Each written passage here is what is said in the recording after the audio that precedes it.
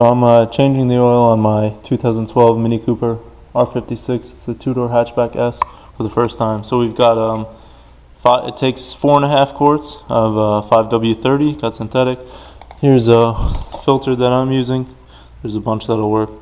And so first we got to drain the old oil. So if you come around near the passenger side, I already got my drain bucket here, and it's right here. It's a T50 Torx bolt.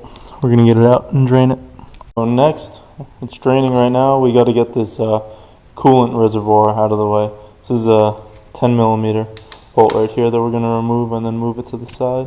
Pain in the ass to get to, but you can't really see well, I'm sure. But so the cap for the oil filter is right there. I'm using a 1 1/16 inch socket. I think it's actually supposed to be 27mm, but this worked.